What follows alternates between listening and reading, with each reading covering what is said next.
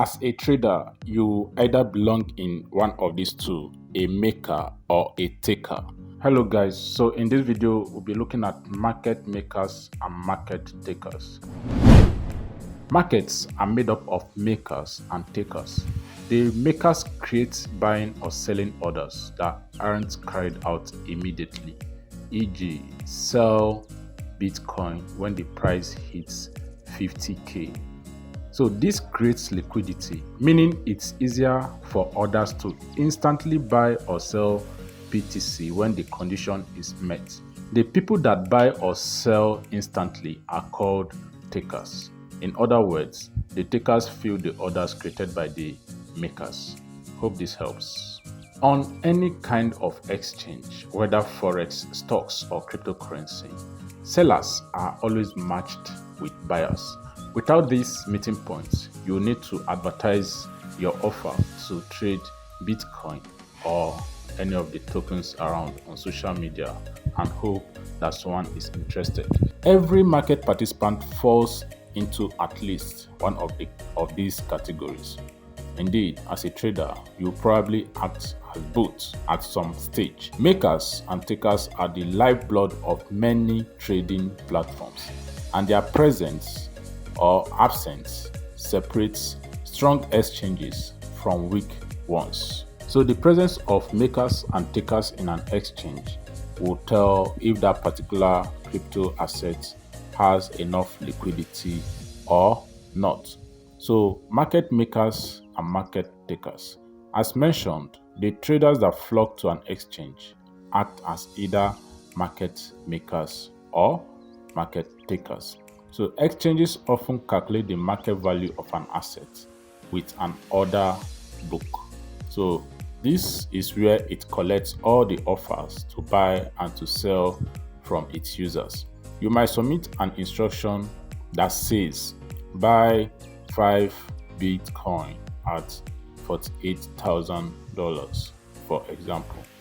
This order is added to the order book and it will be filled when the price of Bitcoin reaches $48,000. So as a maker, your order will be like the one described and it will require you to announce your intentions ahead of time by adding them to the order book. You are a maker because you made the market. In a sense, it's common for big traders and institutions like those specializing in high frequency trading to take on the role of market makers. Alternatively, small traders like you and I can become makers simply by placing certain order types that aren't executed immediately. Please note that using a limit order does not guarantee that your order will be a maker order or not.